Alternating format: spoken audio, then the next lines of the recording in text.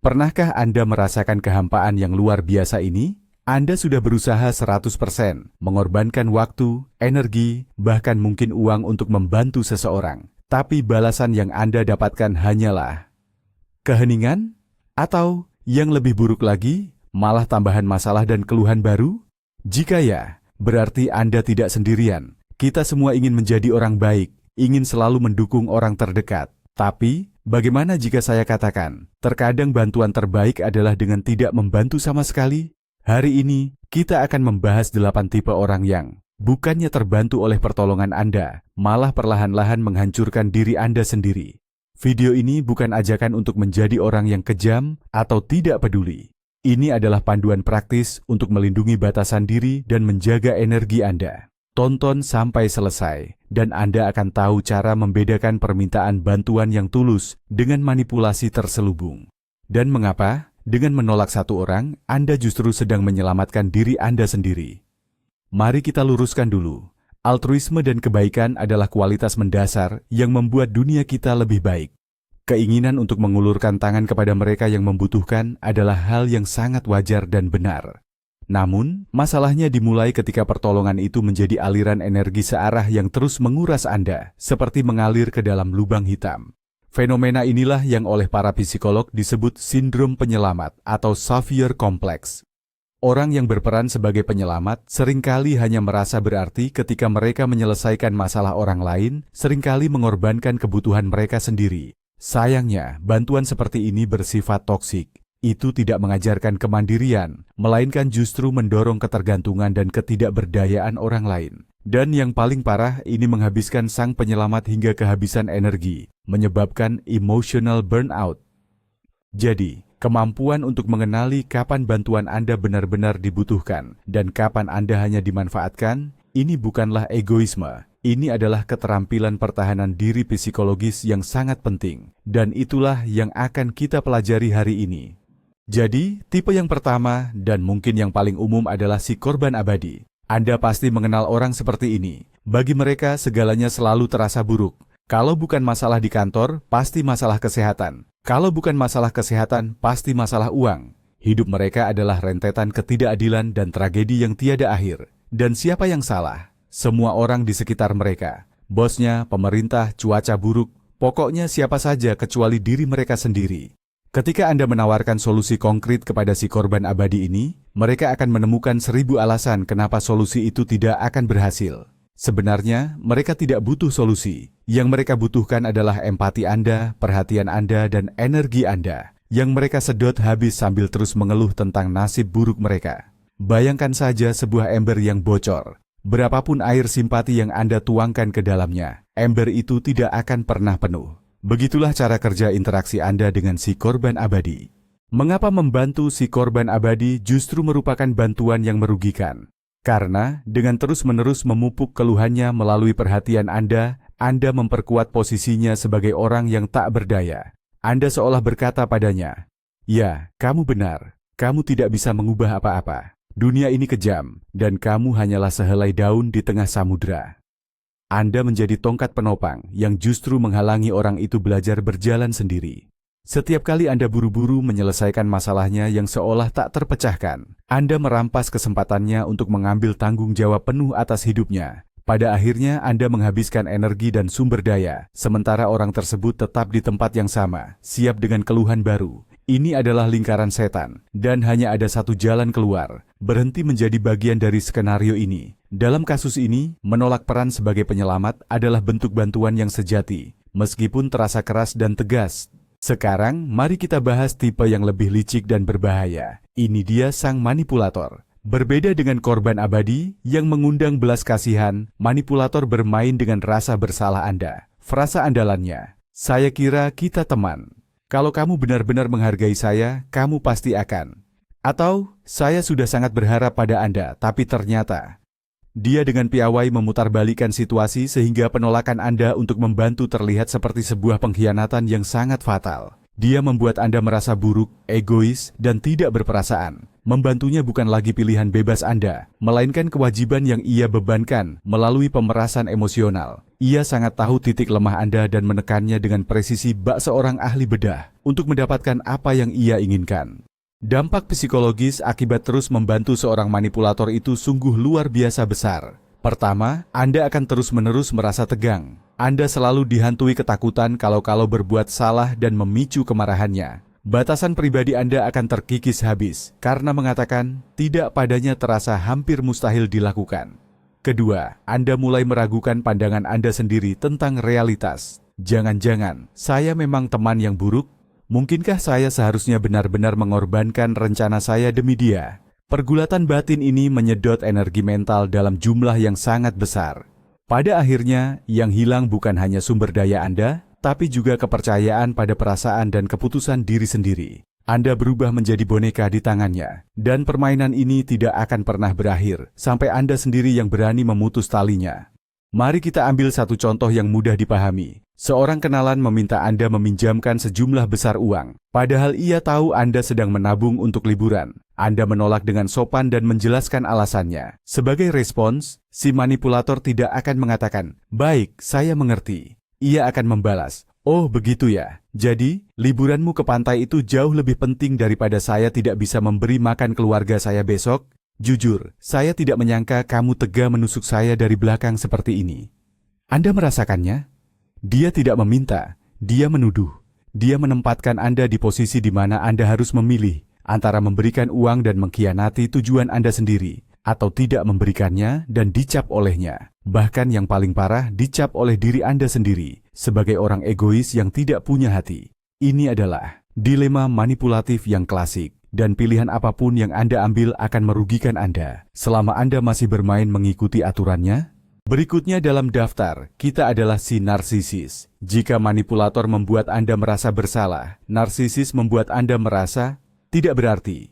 Baginya, bantuan yang Anda berikan bukanlah sebuah kebaikan hati, melainkan hak mutlaknya. Ia sungguh-sungguh percaya bahwa dunia ini berputar di sekelilingnya, dan semua orang lain, termasuk Anda, hanya ada untuk memenuhi kebutuhannya. Ucapan terima kasih?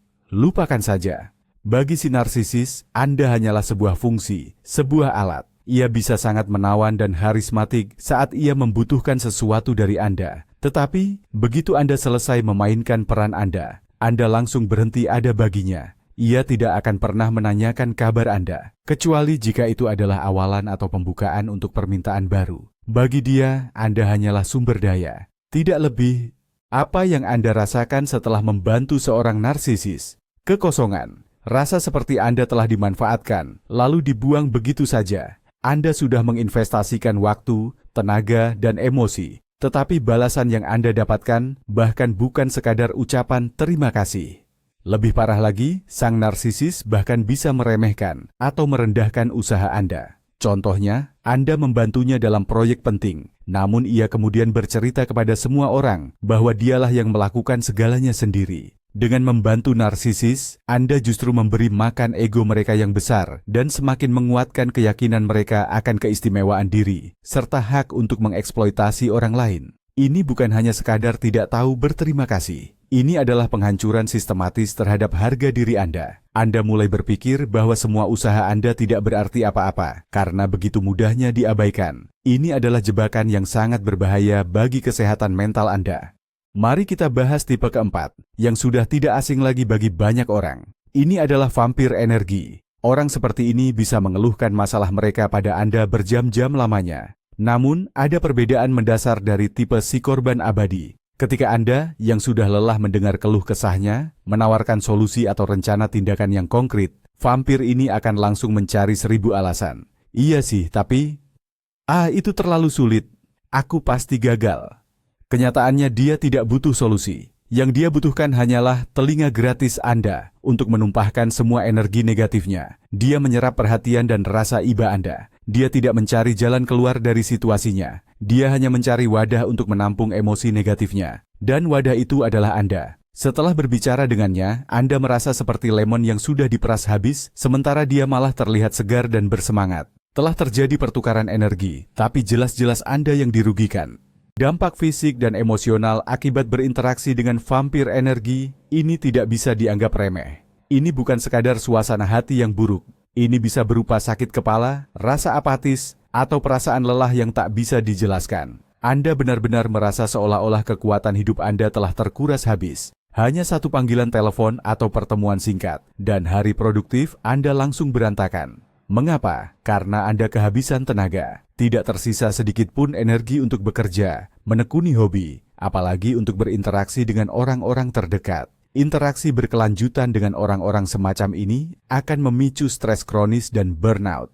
Sistem saraf Anda tidak akan mampu menahan paparan negativitas non-konstruktif dari orang lain dalam jumlah yang begitu besar. Oleh karena itu, melindungi diri dari mereka bukan lagi masalah kenyamanan, melainkan masalah kesehatan yang serius.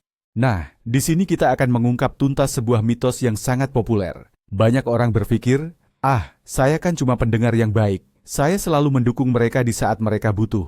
Namun, saat kita berhadapan dengan yang namanya vampir energi, hal ini jelas tidak berlaku. Anda bukan mendukung, melainkan justru memfasilitasi perilaku destruktifnya. Dia tidak belajar mengelola emosinya sendiri, melainkan hanya melimpahkan beban emosi itu kepada Anda. Anda pun lantas berubah menjadi tempat sampah emosi baginya. Bantuan yang sesungguhnya di sini adalah dengan menginterupsi derasnya keluhan itu secara lembut, namun tegas, dan bertanya, "Baik, saya sudah dengar. Sekarang apa rencana Anda untuk menyelesaikan masalah ini?" Pertanyaan ini secara otomatis mengembalikan tanggung jawab penuh kepadanya, dan seringkali membuat si vampir energi ini mati kutu. Kenapa? Karena dia memang tidak berniat melakukan apa-apa. Yang dia inginkan hanyalah meluapkan seluruh energi negatifnya pada Anda, bukan mencari solusi. Tipe kelima adalah si pemalas atau si pencari gratisan. Penting untuk membedakan antara mereka yang benar-benar menghadapi situasi sulit sementara dan membutuhkan dukungan untuk bangkit, dengan mereka yang menjadikan mencari jalan pintas dengan memanfaatkan orang lain sebagai prinsip hidup. Si pemalas ini selalu mencari siapa yang bisa mengerjakan pekerjaannya, meminjam uang sampai gajian yang entah kapan datangnya, atau sekadar menyelesaikan masalah sehari-hari mereka. Mereka sangat lihai berpura-pura tidak berdaya, atau beralasan menghadapi kesulitan objektif, hanya demi melimpahkan tanggung jawabnya ke pundak Anda. Di mulut, mereka akan sangat berterima kasih. Tapi tindakannya menunjukkan hal sebaliknya. Mereka tidak melakukan apapun untuk mengubah situasi. Kenapa juga harus berusaha kalau sudah ada Anda? Jika Anda terus-menerus membantu seseorang yang tidak mau berusaha, pertolongan Anda berhenti menjadi pertolongan dan justru menjadi cara hidupnya. Tanpa Anda sadari, Anda menciptakan zona nyaman yang membuatnya tidak perlu bersusah payah. Buat apa dia mencari pekerjaan kalau Anda selalu siap meminjamkan uang? Buat apa dia belajar mengatasi masalahnya sendiri kalau Anda selalu siap sedia membantunya? Anda bukannya menyelamatkannya, melainkan menghalanginya untuk menjadi dewasa dan mandiri. Kebaikan hati Anda berubah menjadi bumerang yang justru merugikannya dalam jangka panjang. Dia akan mengalami degradasi, kehilangan keterampilan dan motivasi. Sementara itu, Anda berubah menjadi sponsor dan pemecah masalah abadi, menghabiskan sumber daya yang seharusnya bisa Anda alokasikan untuk kehidupan dan kepentingan Anda sendiri. Ambil contoh klasik. Teman yang setiap bulan selalu saja pinjam uang ke Anda buat bayar sewa tempat tinggal atau kos. Padahal di media sosialnya, Anda melihat foto-foto dia lagi pesta, pamer gadget baru, atau mengenakan pakaian mahal. Saat Anda mencoba menyentilnya, dia punya segudang alasan. Itu hadiah kok, aku ditraktir, atau aku harus refreshing, aku kan lagi depresi.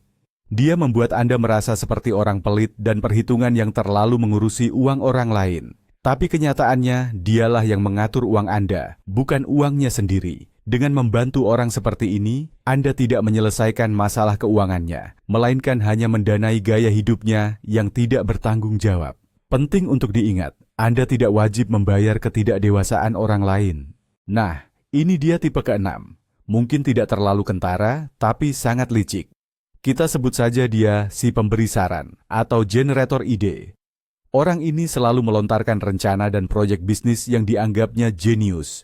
Dia datang kepada Anda dengan mata berbinar-binar dan berkata, "Saya punya ide jutaan dolar, kita hanya perlu melakukan ini dan itu." Kata kunci di sini adalah kita. Setelah diteliti lebih lanjut, ternyata kontribusinya hanyalah ide itu sendiri. Sementara semua pekerjaan nyata, semua risiko, dan semua investasi waktu dan tenaga sepenuhnya dibebankan kepada Anda. Dia ingin Anda menjadi tenaga kerja gratis untuk mewujudkan fantasinya. Dia menawarkan kemitraan di mana dia adalah otaknya, dan Anda adalah kuda beban. Kedengarannya memang menggiurkan, tapi pada dasarnya ini adalah eksploitasi murni. Bahaya utama membantu si pencetus ide atau generator gagasan adalah terletak pada pembagian tanggung jawab. Jika proyek bersama kalian yang sudah Anda kerjakan dengan totalitas dan segenap hati ternyata gagal, siapa yang akan menanggung kesalahannya? Tentu saja Anda. Dia akan bilang, ide saya jenius, kamu yang salah mengeksekusinya. Namun jika proyek itu tiba-tiba berhasil besar dan membawa kesuksesan, pastikan semua pujian dan kehormatan akan jatuh ke tangannya. Dia akan bercerita kepada semua orang bagaimana ia yang mencetuskan dan mengorganisir segalanya, sementara Anda hanya dianggap sebagai pelaksana lapangan yang biasa-biasa saja. Dengan membantu orang seperti ini, Anda tidak hanya berisiko menyia-nyiakan waktu dan sumber daya Anda, tetapi juga berisiko menjadi kambing hitam saat gagal, atau tenggelam dalam bayang-bayang saat sukses. Ini adalah permainan yang hasilnya sudah bisa ditebak, dan jelas-jelas tidak berpihak kepada Anda. Tipe yang ketujuh adalah drama queen. Atau kita sebut saja si raja drama. Hidup orang ini serasa sinetron yang tidak pernah tamat. Dengan alur cerita yang super dramatis, mereka tidak hanya mengalami hari yang buruk, yang terjadi pada mereka selalu dianggap sebagai bencana atau malapetaka. Salah paham kecil dengan rekan kerja bisa berubah menjadi konspirasi keji, dan pertengkaran sepele dengan pasangan langsung dianggap tragedi terbesar dalam hidup mereka. Secara tidak sadar, orang-orang seperti ini memang senang menciptakan kekacauan di sekitar mereka. Karena drama itu memberi mereka satu hal yang paling mereka butuhkan, perhatian.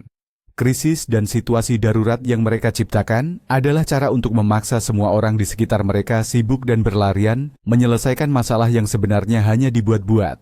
Ketika Anda mencoba membantu, Anda justru tidak menenangkan mereka. Sebaliknya, Anda hanya menjadi aktor dalam panggung sandiwara mereka, dan secara tidak langsung Anda ikut memperburuk gejolak emosi mereka. Situasi darurat yang mereka ciptakan hampir selalu berupa hiperbola atau bahkan rekayasa belaka yang bertujuan hanya untuk memancing reaksi emosional dari Anda. Mereka bisa menelepon Anda jam 3 pagi sambil menangis hanya karena masalah sepele yang seharusnya bisa diselesaikan orang lain dalam 5 menit atau bahkan diabaikan saja. Mereka mendapatkan energi dari reaksi Anda, keterkejutan Anda, simpati Anda, bahkan semua nasihat yang Anda berikan. Semakin Anda terlibat, semakin banyak drama yang akan mereka ciptakan. Penting untuk disadari, Anda tidak sedang menyelesaikan masalah, karena seringkali masalah yang nyata itu memang tidak ada. Anda hanya berfungsi sebagai penonton sekaligus pemain dalam sebuah pertunjukan yang menguras habis energi dan menyita waktu dari kehidupan Anda yang sesungguhnya. Rasa haus mereka akan drama tidak terpuaskan, dan Anda tidak akan pernah bisa memenuhinya.